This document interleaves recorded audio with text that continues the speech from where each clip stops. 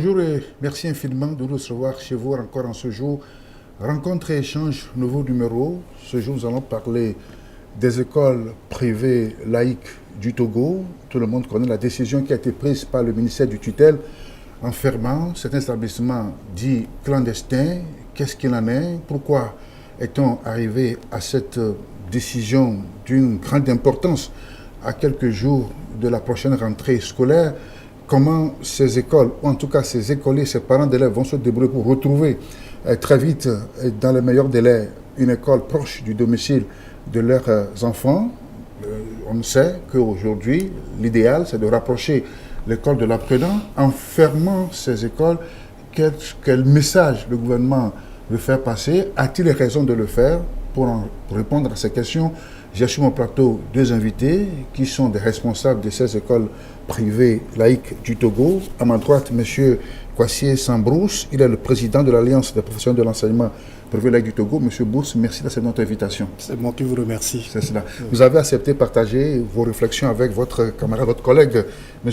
Bedi Kokou Tchanlenyavo. Il est le président de l'Union des fondateurs des écoles privées laïques du Togo. M. Bedi, bienvenue sur ce plateau. Merci de vraiment penser à nous, ça, afin qu'on puisse partager cette vision qui fera de nous peut-être des interlocuteurs valables pour le futur de l'éducation au Togo. Tout à fait. Merci. Merci donc à vous. C'est avec vous qu'on va réfléchir sur ces questions d'actualité. Mais première question d'introduction, comment avez-vous accueilli cette décision, cette mesure prise par le ministre Kokoroko? Bon, en fait, pour dire la vérité, ce n'est pas une grande surprise. Ce n'est pas une surprise. Vous y attendez? Un peu. Un peu, oui.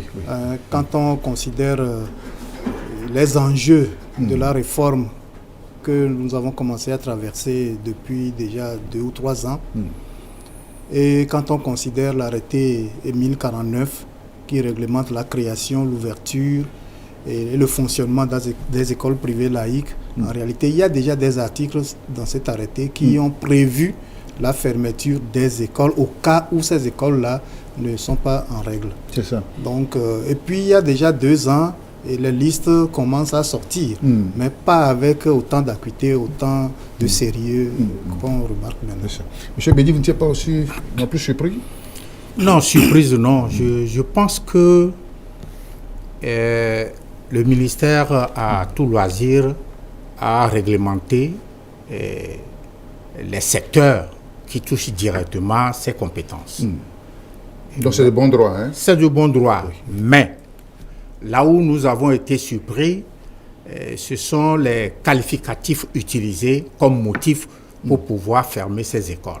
Il est évident que, effectivement, dans les arrêtés tels que vient de le dire mon collègue, on a dit, si vous n'avez pas fait ci, voici ce qui vous attend. Oui. Donc, les fondateurs des écoles privées laïques ont pris toutes les dispositions, certains, surtout les meilleurs, ont pris toutes les dispositions pour répondre efficacement à cette demande. Oui. L'objectif, c'est quoi?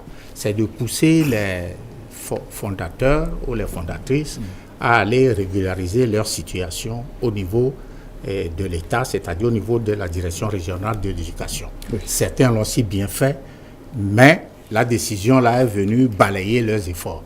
Et c'est là où nous, on s'indigne. On doit s'indigner. C'est notre droit de s'indigner. Oui. Alors, dans la réalité, dans la pratique, qu'est-ce qui vous est demandé? Qu'est-ce qui est demandé à ces écoles dans le cas des charges? Bon, d'abord, il faudrait à ce que les structures répondent aux normes. Les bâtiments, ainsi de suite. Les structures d'accueil, les structures d'accueil, voilà, les infrastructures. Et après, nous devons avoir des enseignants qui répondent également aux normes et au niveau. Mais l'essentiel pour le gouvernement, c'est que nous devions avoir les agréments, les autorisations de création. De création.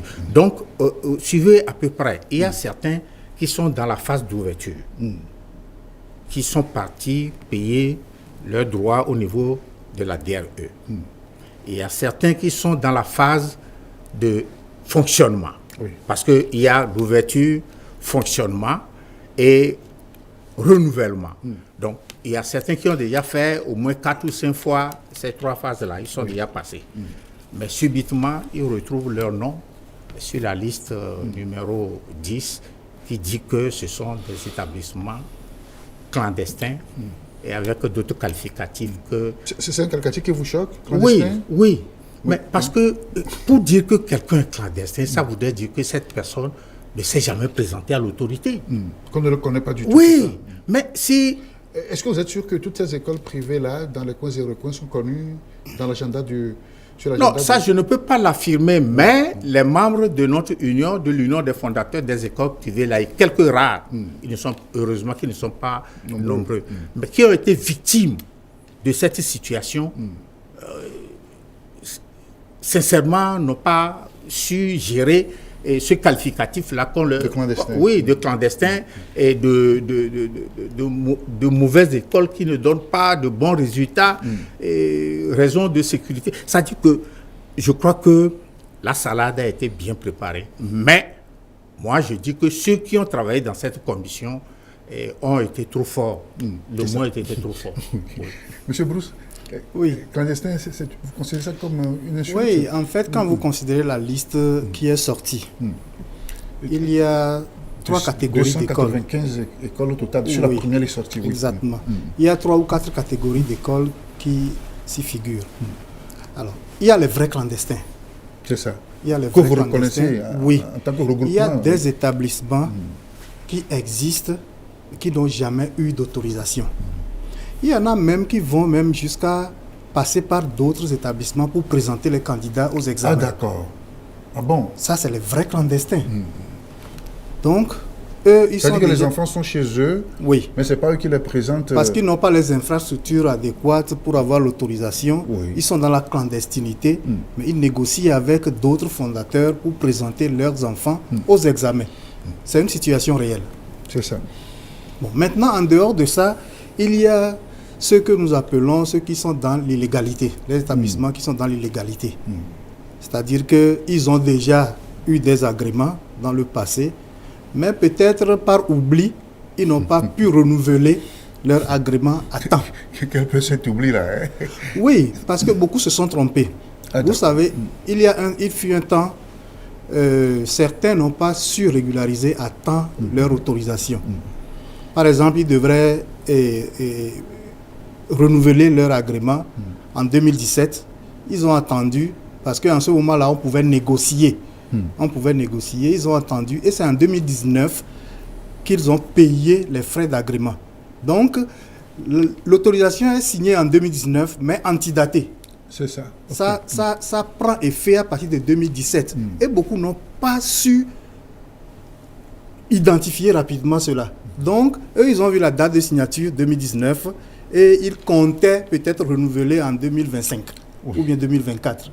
Ils ont été surpris. C'est après la liste qu'ils ont constaté que en fait, leur autorisation prenait effet depuis 2017. Voilà. Donc, c'est la deuxième catégorie. Bon, la troisième catégorie, c'est surtout ceux qui sont affectés au niveau des préscolaires. Oui. Il faut reconnaître que le problème du préscolaire doit être revu. Parce qu'avant l'arrêté 1049, avant même l'arrêté 261, le préscolaire était un peu rattaché au primaire. Directement, oui. Directement. Donc, on suppose qu'au préscolaire, c'est peut-être 2 classes, première section, deuxième section. Et beaucoup d'écoles privées n'ont pas les infrastructures d'accueil du préscolaire. On fait un peu mini CP1. Vous voyez? Donc, avec seulement 2 classes et très peu d'effectifs, il était difficile de payer pour l'autorisation, de payer les frais de fonctionnement, les frais de création, ainsi de suite. Donc, il y a des établissements qui ont peut-être banalisé le préscolaire. Et même les parents y contribuent. Parce que quand les parents mettent les enfants au préscolaire, ils ont du mal à payer. Ils ne veulent pas payer parce qu'ils trouvent que le préscolaire, c'est juste des amusements, alors que ce n'est pas vrai. C'est là-bas même qu'il y a des frais. Donc ça fait que certains ont le primaire, le préscolaire, le primaire, le secondaire, mais ils n'ont pas déclaré le préscolaire. Donc le préscolaire figure dans la liste. Donc voilà les différentes catégories qu'il y a dans cette liste. Donc le mot clandestin ne doit pas être utilisé pour toutes ces écoles-là. Voilà. Oui. Alors, la liste a été revue, hein, monsieur Bedi, ça a été revu, corrigé, parce qu'il semble que sur la première, il y avait des erreurs, comme disait tout à l'heure monsieur Bruce, que certains par omission ou bien par erreur se sont retrouvés sur cette liste. Naturellement, je crois que c'est le 7 juillet 2023 que la liste a été revue et publiée. Voilà. Bon, mais il y a toujours des insuffisances. Oui. Aussitôt publié, il y a eu toujours des réactions. Donc, je me suis dit que peut-être le ministère ou bien les DRE pouvaient, en ce moment-là, s'approcher ou bien inviter nos représentants ou faire une réunion avec les fondateurs, région par région, pour dégager la vraie liste. Parce que il y a une dame qui m'a appelé. C'est une autorité. Elle est presque en pleurs. Elle me dit... Elle est fondatrice aussi d'école. Oui. Elle me dit, dans son village, il n'y a que 2 écoles. Son école et une autre école privée. Oui. Mais dites-vous que c'est son école qu'on a fermée et l'autre école est en fonction. On a dit que bon, pour elle, c'est une école clandestine.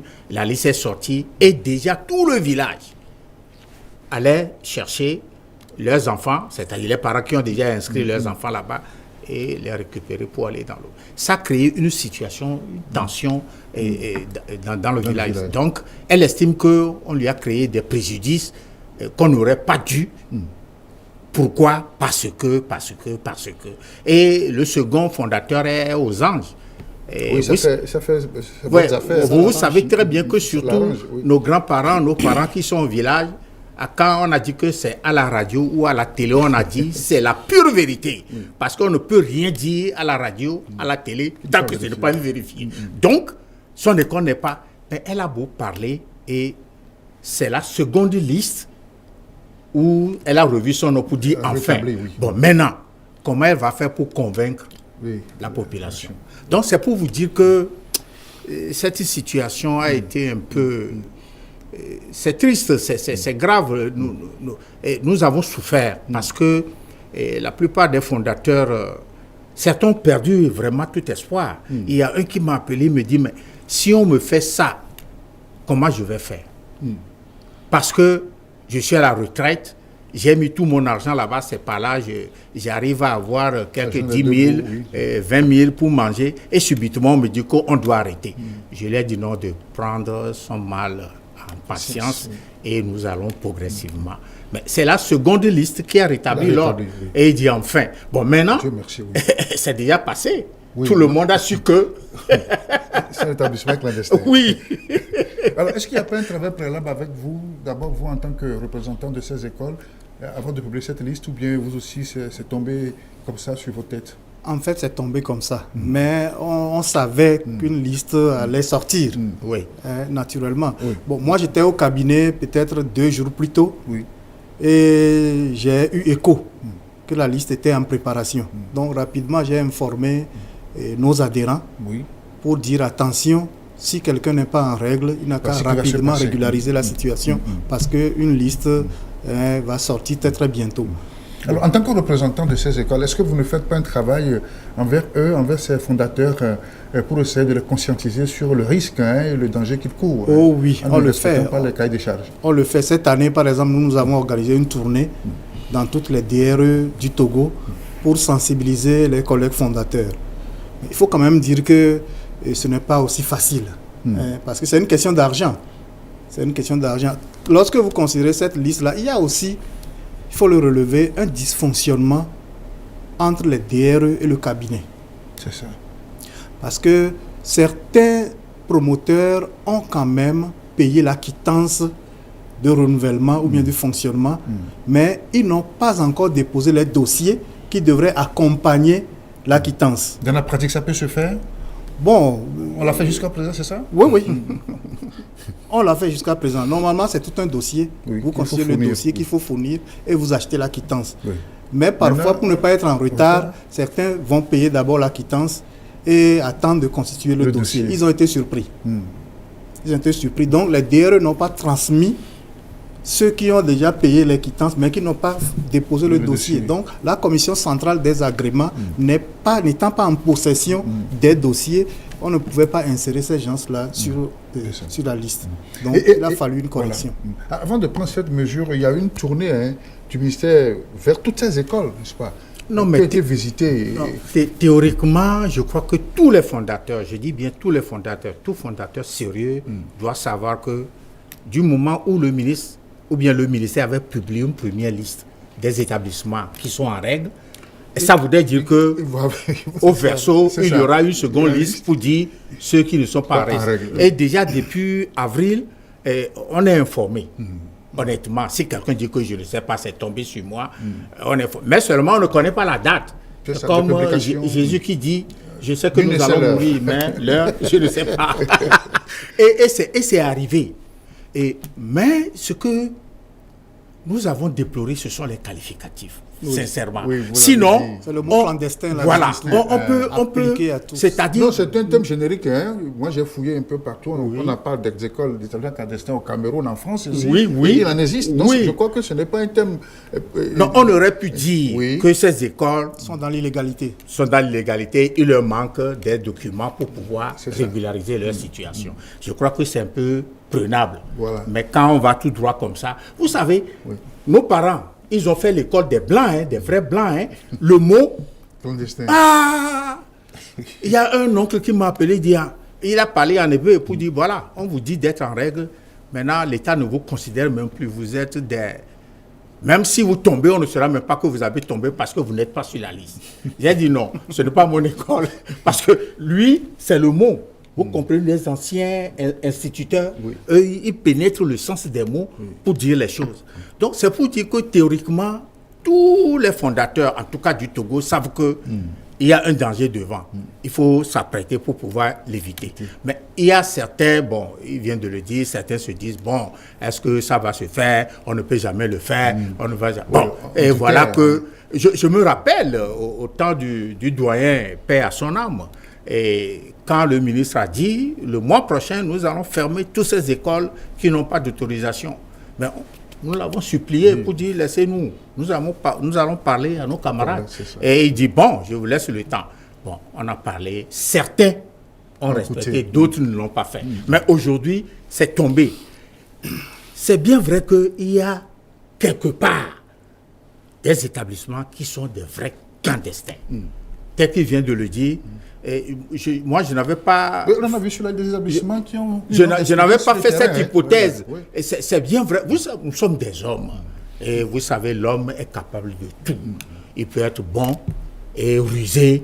En attendant, il gagne un peu de sous là-bas, ça lui fait du bien. Et il met en danger l'établissement qui est en règle. C'est ça. Parce que, si on découvre après que c'est comme ça, ou bien un de ses élèves tombe en syncope, et l'école en règle dit, ce n'est pas mon enfant, c'est un tel qui me l'a amené. Vous voyez ce que ça va donner. Oui, mais quand le ministre va taper, il va taper sur les deux. Celui qui a osé prendre l'enfant et celui qui a osé lui confier l'enfant, et les deux seront dans le même bateau. Donc c'est pour dire que nous avons une situation extrêmement difficile. Nos camarades, il faut dire la vérité. On a beau parler. Certains même nous ont codifié pour dire oui, parce qu'ils sont avec le X, c'est pourquoi ils font le gros dos. Moi, dans mon quartier, il y a d'autres qui ont dit que oui, parce que si on veut, on a rehaussé les frais de collage, parce que oui, nous sommes à côté de... Vous comprenez ce que je veux dire? Tout à fait. Donc, c'est pour dire que c'est extrêmement difficile. Si, par exemple, nous sommes obligés, il vient de le dire, nous sommes obligés de rehausser le collage et demander aux parents d'être en règle. Sinon, on ne peut pas. Comment on peut confier son enfant pour 3 500 par mois? C'est-à-dire 35 000 francs le collage, les 10 mois font 35 000. Mais est-ce que 3 500 par mois résout le problème d'un enseignant? Non, il va falloir que les parents puissent nous aider. Sinon, nous allons disparaître à petit feu. Ce n'est pas le ministère qui va nous faire disparaître, mais ce sont les conditions qui vont nous pousser à fermer nos portes. C'est ça. Rencontre échange, nouveau numéro, nous parlons de ces écoles, de ces établissements en guillemets clandestins, thème que n'apprécient pas mes deux invités sur le plateau. J'ai deux invités ici qui sont des représentants de ces écoles, M. Sam Bruce de l'Alliance des professionnels de l'enseignement privé laïque du Togo, et M. Bedi, qui est de l'Union des fondateurs des écoles privées laïques du Togo. Maintenant que les dés sont jetés, quelle démarche envers le ministère? Que faites-vous en tant que représentant de ces écoles, de ces fondateurs? Que faites-vous pour voir ce qu'on peut faire, ce qu'il est encore possible de faire? Surtout que nous sommes à quelques semaines de la prochaine rentrée scolaire. Alors, d'abord, à l'endroit de nos collègues promoteurs. Oui. Il faut commencer par là. Oui, naturellement, qui sont dans le cas. Oui. Peut-être qui ont oublié de renouveler leur agrément. Nous les encourageons à aller rapidement régulariser leur situation. Ils peuvent le faire? Bon, au début, on a senti une réticence au niveau des autorités. Mais je crois que depuis la semaine dernière, les gens ont commencé quand même à payer. Oui, et respecter les ressources, c'est ça? Oui. Donc ça veut dire que l'autorité n'a pas fermé la porte, n'est-ce pas, de relance? C'est ça. Voilà, l'autorité n'a pas fermé complètement la porte parce que nous avons supplié. Nous avons supplié. Et je crois que c'est une première. Voilà. Donc il est très important que l'autorité aussi soit indulgente pour pouvoir accepter ceux qui veulent régulariser leur situation. Bon, maintenant, à l'endroit du cabinet, nous voulons proposer ceci. Maintenant que le système est en train d'être digitalisé, aujourd'hui, toutes les écoles sont fichiées et même géolocalisées. Tout à fait. Oui. Donc, le professeur Kokoroko a fait un travail immense. Donc, cette digitalisation-là peut quand même permettre peut-être à 3 mois, à 6 mois de l'expiration d'une autorisation, d'envoyer un SMS automatique au promoteur, à l'intéressé, pour lui rappeler, pour l'avertir. Attention, dans 6 mois, votre autorisation va expirer, faites diligence pour la renouveler. Je crois que ça va être une bonne chose. C'est ça. Pour éviter ce problème-là à l'avenir. Alors, M. Bedi, quelle démarche entreprendre maintenant? Naturellement, je crois que d'abord, ceux qui sont dans la situation, il faut qu'ils comprennent qu'on ne peut pas gérer une institution tant que sur le plan administratif, vous n'êtes pas en règle. Donc, il va falloir qu'ils puissent se mettre en ordre pour mettre les papiers en règle et aller voir les directeurs régionaux pour pouvoir régulariser leur situation. Et cette situation nous permet de dire à nos membres que aussi longtemps vous mettez en doute le pouvoir de l'autorité, un jour ce pouvoir va vous surprendre. Et moi, je me rappelle, au cours d'une discussion un peu plus large avec les camarades, certains disent non, que on peut fermer un magasin, mais une école, non. Mais voilà que... Quand l'école devient magasin. C'est ça. Voilà que c'est arrivé. C'est arrivé. Donc, c'est une situation qui nous réveille. On dit souvent que, à malheur, quelque chose est bon. Beaucoup ont compris que prochainement, il faut se mettre en règle. Mais il vient de le dire à l'endroit de l'autorité, d'abord du cabinet. Et c'est bien vrai, il va falloir que l'autorité aussi puisse inventer des situations qui puissent encourager les anciens. Par exemple, quelqu'un qui a déjà payé les droits d'ouverture, il a payé le fonctionnement, il a payé une fois le renouvellement. Ce que nous avons comme information autour de nous, c'est qu'ailleurs, écoutez, l'agrément se paye une seule fois. Et nous disons que pour le Togo, comme il y a ces phases-là qu'il faut forcément passer, ouverture, fonctionnement, renouvellement, il va falloir qu'au moins la deuxième fois, le renouvellement soit quand même un papier que l'État va nous donner de façon définitive afin que nous puissions nous sentir exister. Si éventuellement, pour des raisons de pédagogie, de l'administration ou de sécurité, mais l'État peut quand même envoyer les experts pour venir sonder la nature de nos établissements et nous donner... Surtout l'état des bâtiments, il faut commencer par là aussi, parce que parfois, on ne transforme pas son salon ou son magasin en école. Comme... Ça, ce sont des anciennes écoles privées. Actuellement, il faut aller voir chez les camarades. Je suis allé dans une école la fois dernière, je l'ai dit haut et fort. C'est propre. J'ai demandé au fondateur, mon frère, tu as fait tout ça là, est-ce que tu manges encore maintenant? Parce que ce que tu as mis là, ce n'est pas 1000 francs. C'est ça. Même allez chez vous allez voir. Eh bien, je me demande, est-ce qu'il mange? Parce que c'est se sacrifier, c'est se donner. Vous comprenez? Ça, c'est à Lomé. Hein? Mais je ne le refuse pas, même à l'intérieur du pays. Oui, les gens construisent. Les gens construisent. Nos camarades, en tout cas, ils sont à pied d'œuvre, ils construisent. Mais je crois que l'État a le devoir de nous encourager.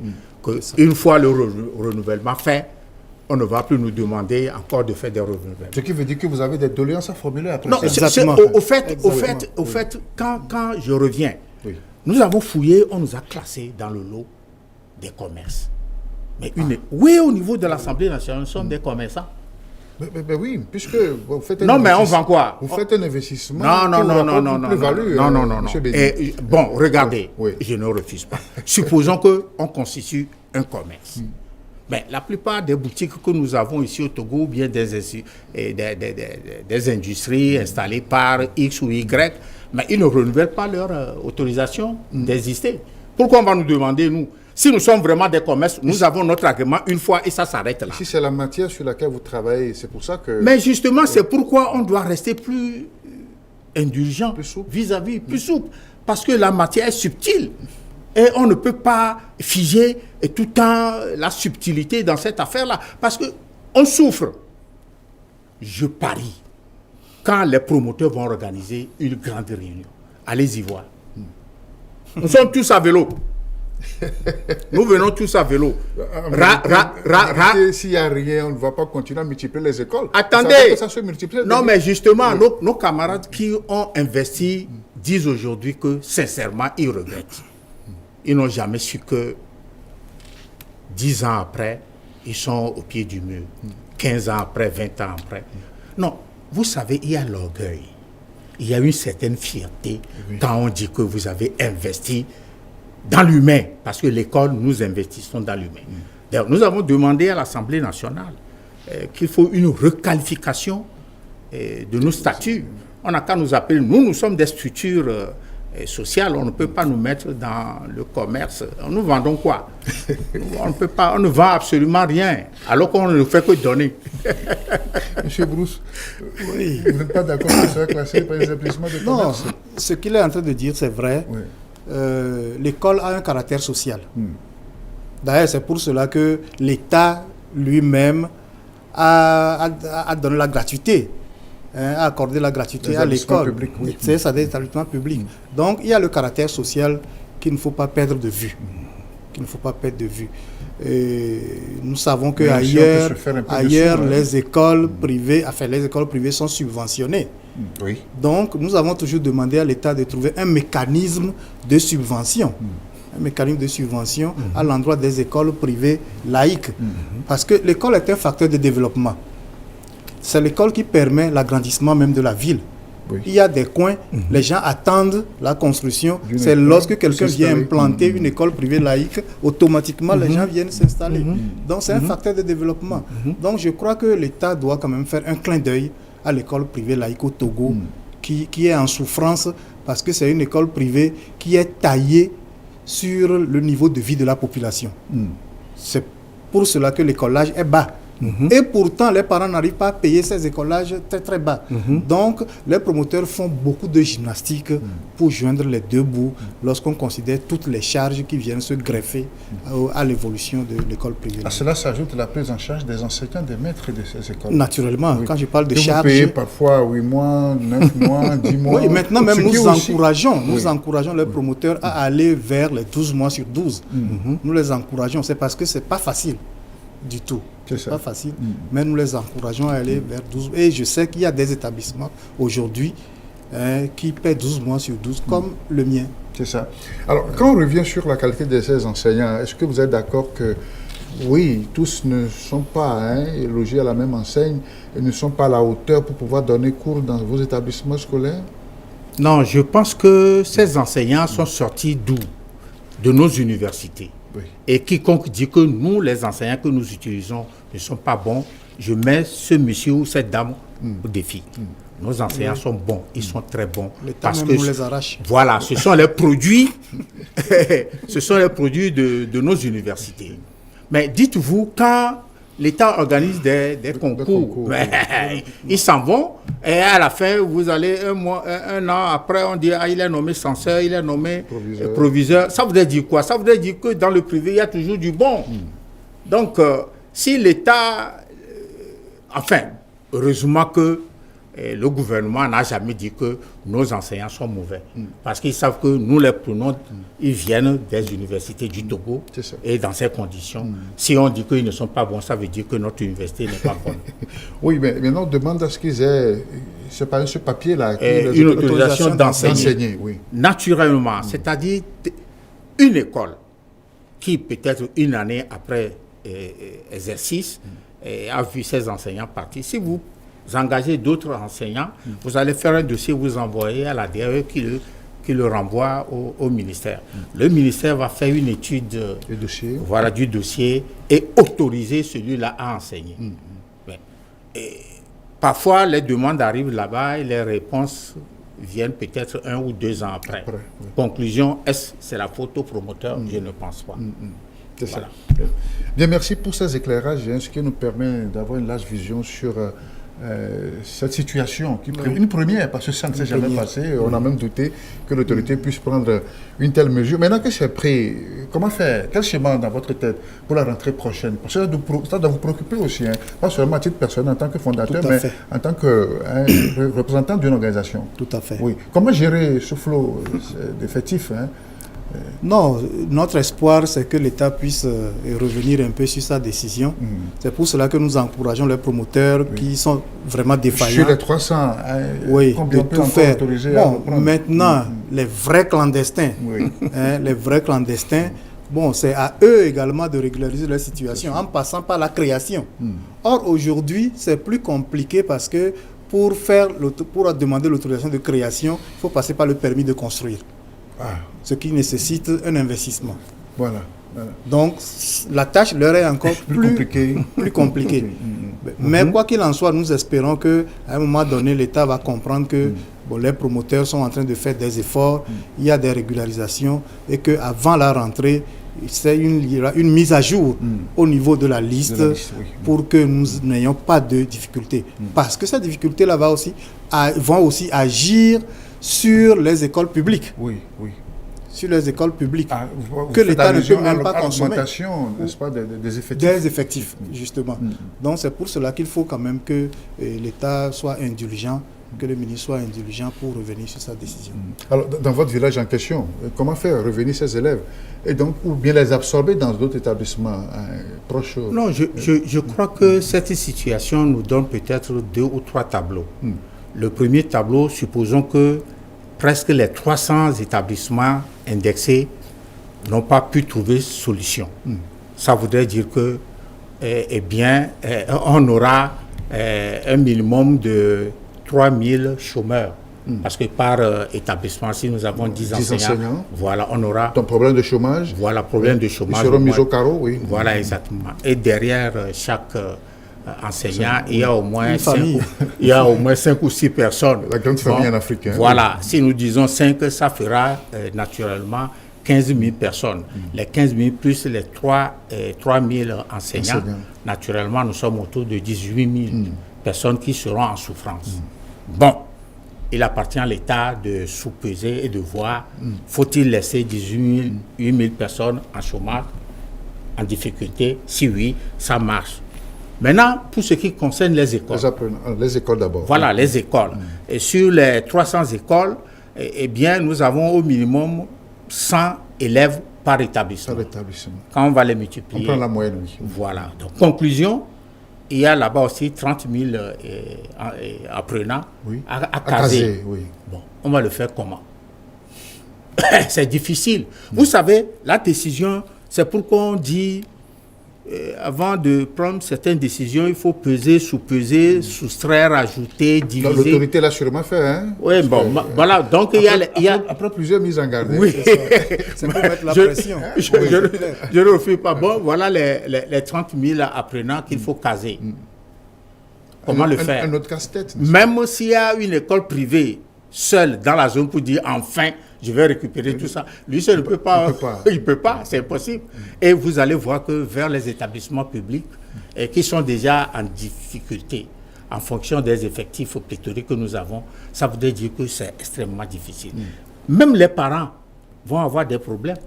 Oui. Mais ils seront obligés de délocaliser les enfants pour aller un peu plus loin et fréquenter. Vous savez, les allers-retours, bon, si c'est pour 2 jours, il n'y a pas de problème.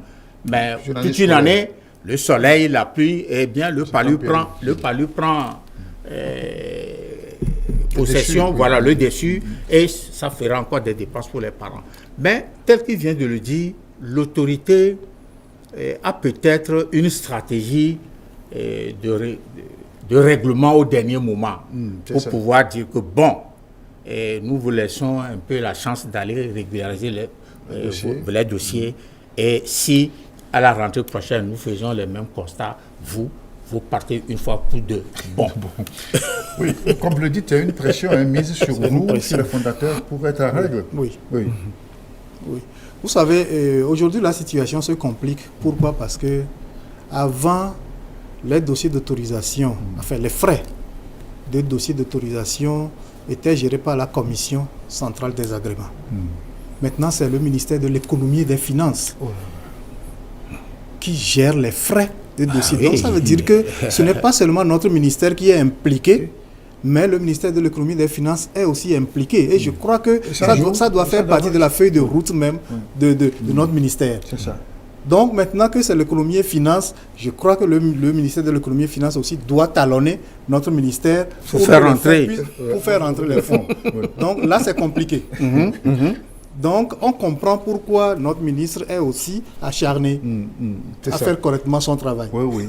Voilà. Puisque, bon, c'est une solidarité gouvernementale. Hein, voilà. Non, mais sur ce plan, j'ai eu à dire à nos camarades que, attention, si vous regardez tout simplement notre ministère dans vos viseurs, vous allez rater le coup. C'est ça. Celui qui est derrière, c'est lui le plus puissant. Certainement que, peut-être... l'école privée au Togo doit faire 1 milliard de chiffre d'affaires. Mais nous ne sommes pas arrivés. Bon, celui qui est devant, on va le bousculer pour qu'il puisse ramener un peu de sous. C'est ce que j'ai eu à leur dire. Donc c'est pour vous dire que on ne doit pas se dire, bon, c'est un tel qui veut notre mal. Non, que le mal là, c'est gouvernemental. Quand on parle du gouvernement, ce n'est plus une seule personne, c'est plusieurs personnes. Voilà, donc... il faut laisser notre professeur tranquille et regardons celui qui est derrière pour ne pas le fatiguer.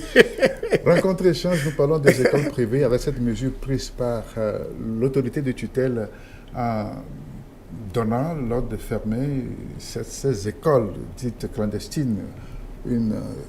Au total 295 écoles plus précisément, avec possibilité de certains de revoir la liste et donc ceux qui seront en règle pour la rentrée prochaine. Alors, autre préoccupation d'ordre un peu plus général, alors qu'est-ce que l'école privée a pu apporter au gouvernement? Est-ce qu'il vous arrive, n'est-ce pas, de faire un peu de recul, d'évaluer votre apport dans le système éducatif togolais? Vous savez, aujourd'hui, il y a plus de 5000 écoles privées laïques. Au Togo, oui. Plus de 5000 écoles. Et la grande concentration, c'est dans la direction régionale de Lomé. Ensuite, Maritime, Plateau, ainsi de suite.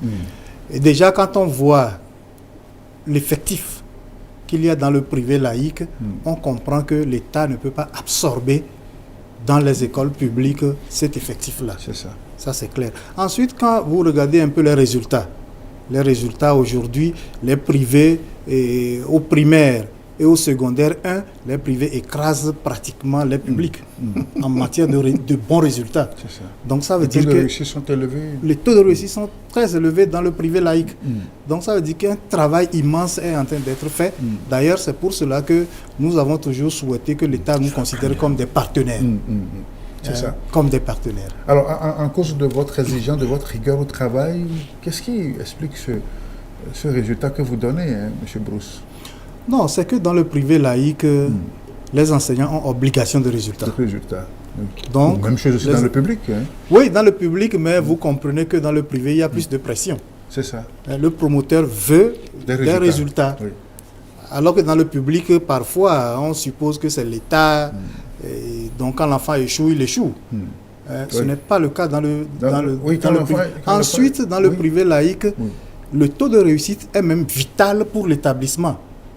Parce qu'un établissement qui fait un très bon score, naturellement, a plus d'effectifs l'année suivante. L'année suivante. Donc, ce qui fait qu'il y a beaucoup d'efforts que les enseignants fournissent. Et ici, c'est le lieu ici d'ailleurs de jeter des fleurs aux enseignants. Malgré leur situation pénible, ils font beaucoup d'efforts pour que l'éducation dans le privé laïque soit ce que nous connaissons aujourd'hui. Vous confirmez? Mais naturellement, je crois que sans les privés laïcs, le Togo serait en faillite en matière d'éducation. Non, c'est trop dit, hein, M. Bédi. Non, je dis la vérité. Quand nous remontons un peu l'histoire du Togo, déjà l'école catholique, confessionnelle catholique, mais tout dernièrement, je crois que ces écoles ont fêté leurs 130 ans. Et l'école Saint-Joseph. Voilà, j'y étais et j'ai écouté.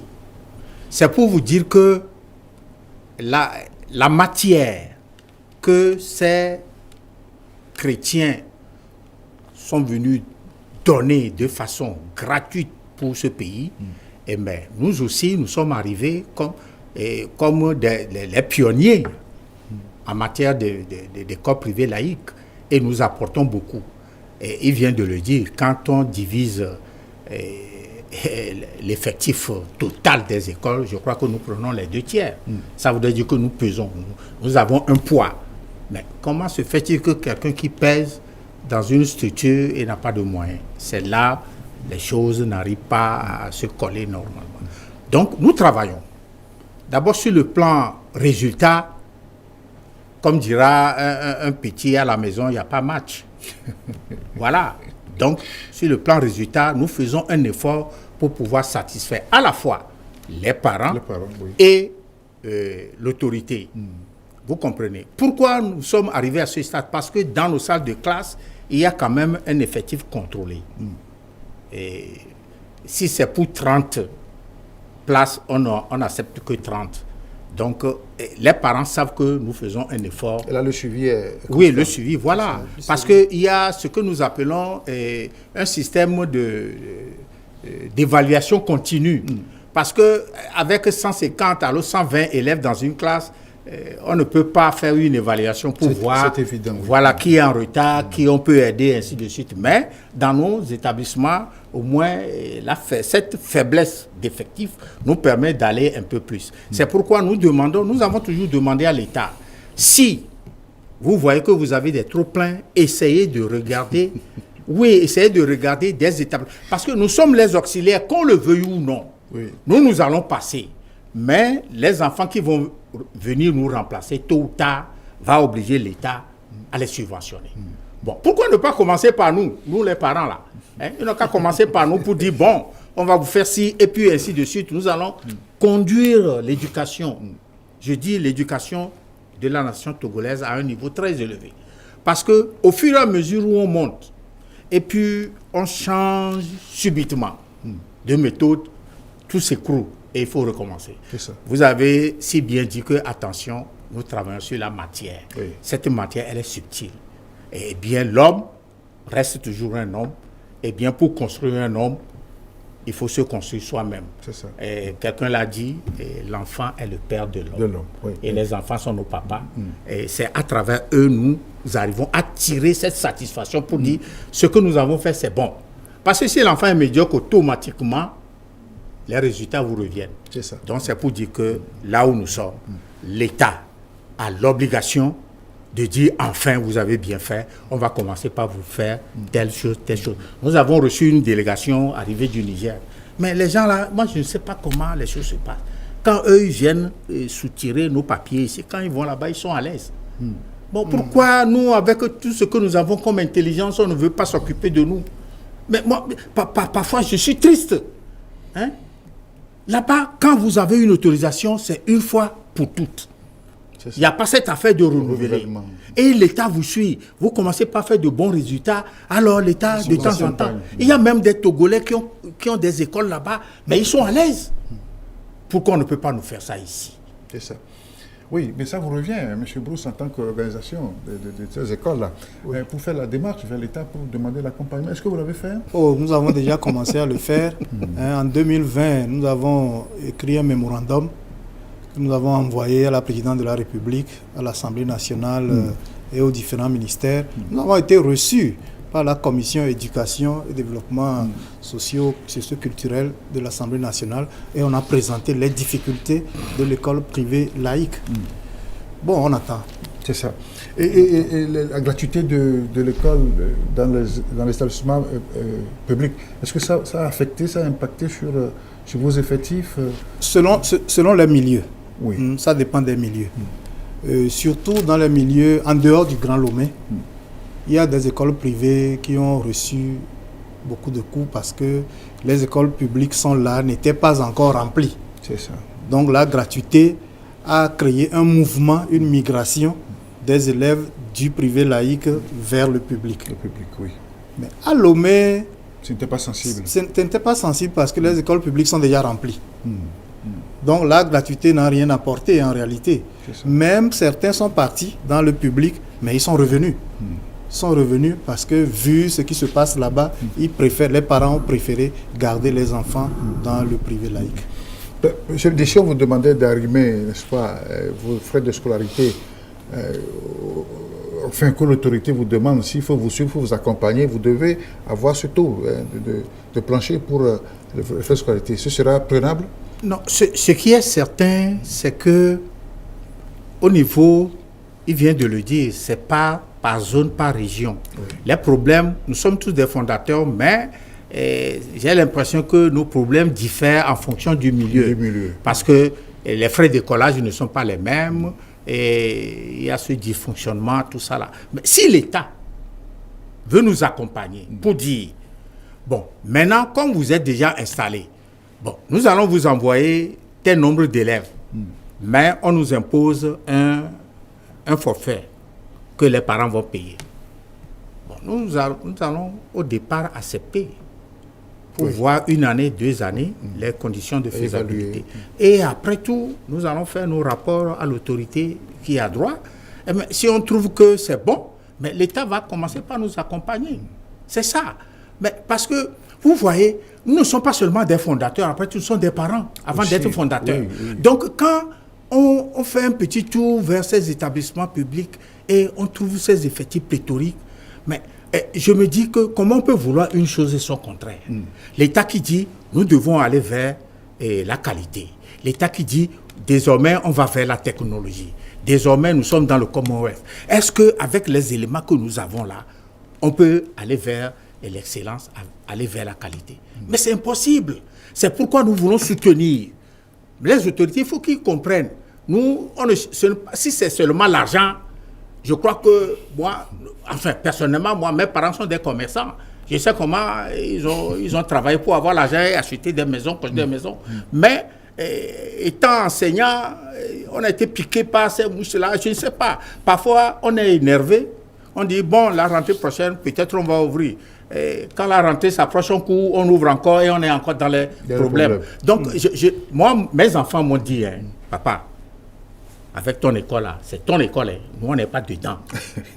Débrouille-toi pour arranger. Si on veut te faire un cadeau là, on te le fait. Mais si c'est à cause de l'école, non. Comment tout le temps tu te saignes et tu dis que parfois même ils sont étonnés de voir la manière dont je dégage l'espoir. Ils se disent, oh, le vieux là, chaque année. Monsieur Brouzon, il n'y a rien à gagner dans les écoles privées. Mais qu'est-ce qu'on gagne? À manger? Pas grand-chose. Oh. Pas grand-chose. Vous savez, nous sommes dans le social. Peut-être que c'est le cas togolais qui est un peu comme ça. Nous sommes dans le social. Il faut être sur le terrain pour comprendre que même le peu d'écolage que nous fixons, les parents, beaucoup de parents n'arrivent pas à payer jusqu'à la fin de l'année. On ne peut pas récupérer jusqu'à 100%, hein. Ce n'est pas très évident. C'est ça. Mais parfois, on récupère peut-être à hauteur de 60%.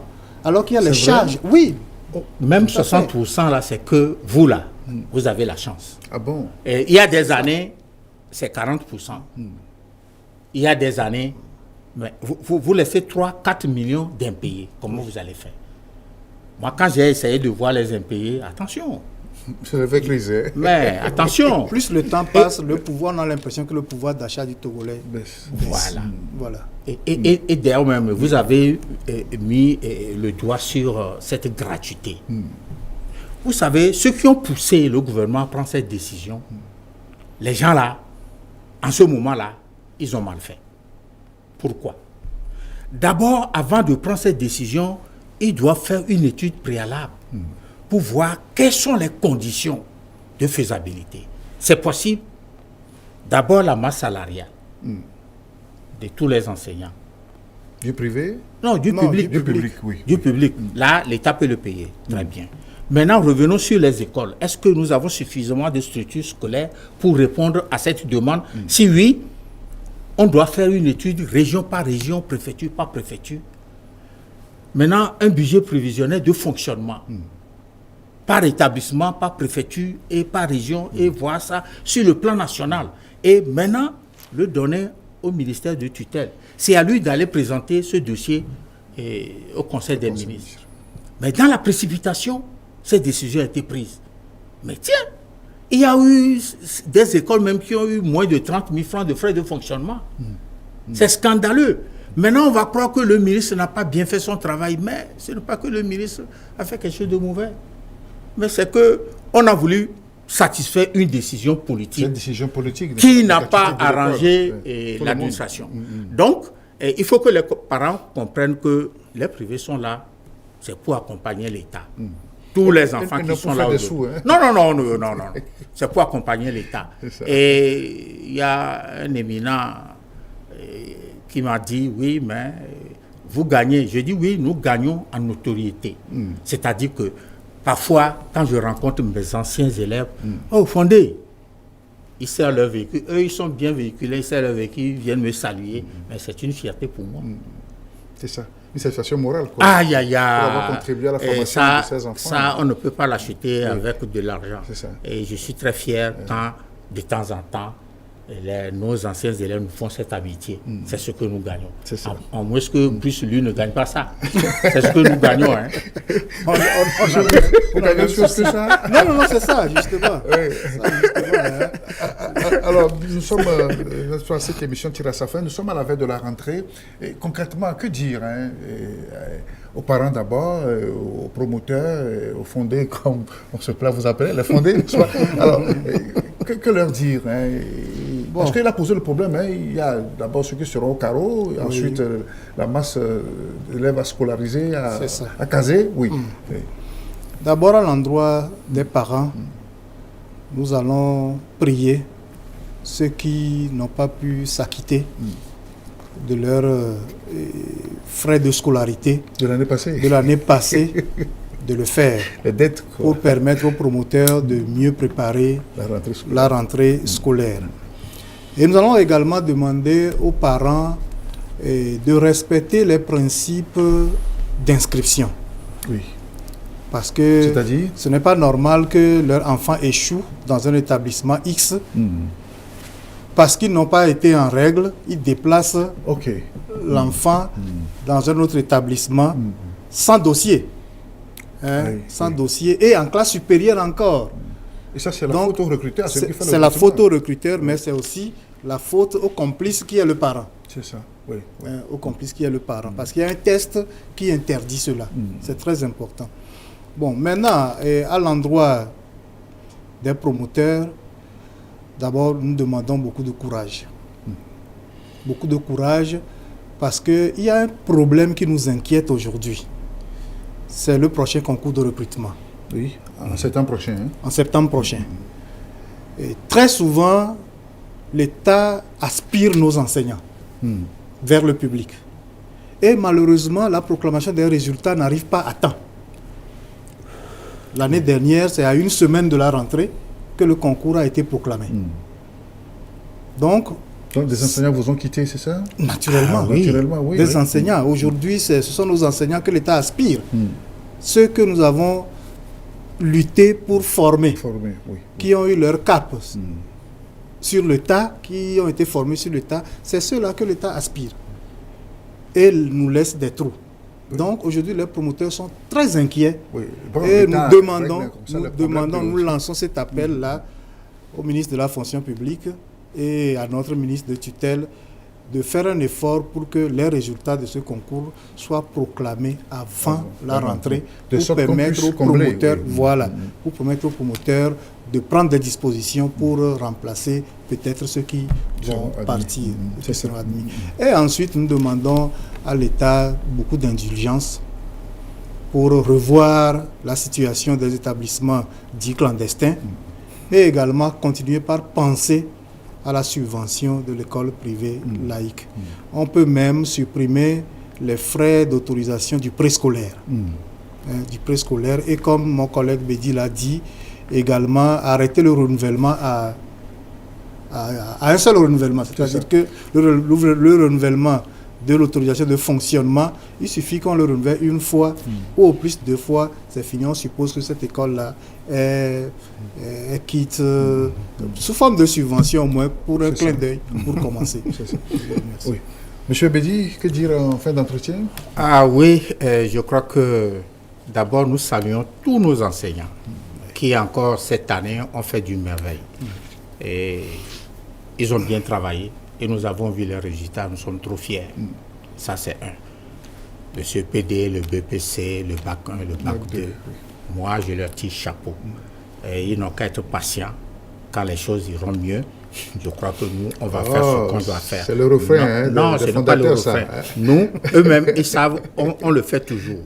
Pour ce qui concerne les parents, entre nous, aidez-nous à vous aider. Il faut que les parents font quand même cet effort de s'acquitter des frais de scolarité de leurs enfants. Parce que, oui, c'est-à-dire, ce n'est pas bien que vous ne payez pas, vous traînez, on renvoie l'enfant, les quelques jours perdus là. Mais si je vous fais un calcul maintenant, vos enfants ne font pas les 9 mois avec nous en classe. Et à peine 65 jours pour ceux qui sont en classe de première, 75 jours au maximum pour ceux qui sont en terminale et au BPC. C'est ça. Ils ne font pas beaucoup de jours. Ça dit que nous, quand on enlève tout là, c'est ça qui est. Donc les parents, voilà, qui restent. Les parents n'ont qu'à penser à nous. Mais pour ce qui concerne l'autorité, il a déjà dit, moi je mets d'abord subvention au premier point.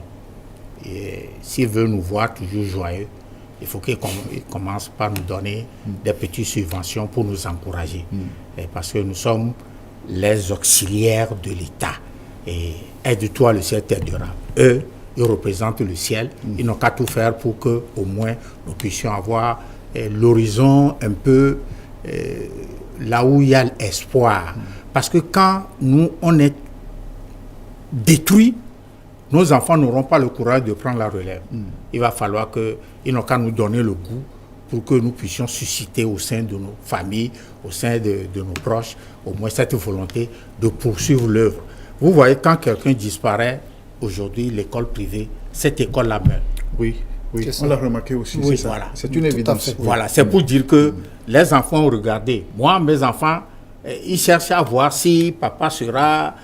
tout le temps, je ne fais que mettre. C'est pourquoi... Ils ne vont pas prendre la relève. Je ne pense pas, parce qu'ils sont dans leur système, truc là. Mais je voudrais que, au moins quand moi je vais m'effacer un jour, quelqu'un puisse prendre la relève. Ça, c'est mon souci. Mais c'est l'État qui doit nous aider. À le faire. Donc, l'État n'a qu'à s'occuper de nous. Et aujourd'hui, nos camarades qui sont en difficulté, nous demandons à l'État de regarder tout ce qu'ils ont fait du bien avant et maintenant le ramener devant pour dire, à cause de vos efforts passés, cette année-là, on vous laisse essayer d'arranger pour que les années à venir, si vous n'êtes pas en règle, on va vous taper dessus. Voilà. Merci beaucoup. C'est sur cet appel d'indulgence, cet appel à l'État, sur ce que je refais, cette émission envers ces écoles privées qui aussi ont apporté leur contribution à l'effort du système éducatif dans notre pays. Monsieur Bruce, Monsieur Bédi, merci à vous pour votre disponibilité. Je vous en prie. Je crois que l'État a attendu votre appel et il saura apporter de l'eau à son vin, comme on dit, pour revoir la situation. C'est la fin de ce numéro de Rencontre Échange, amis téléspectateurs. Merci de l'avoir suivi. Je vous retrouve samedi prochain pour d'autres réflexions. Pendant ce temps, portez-vous bien et prenez soin de vous. Au revoir et à très bientôt.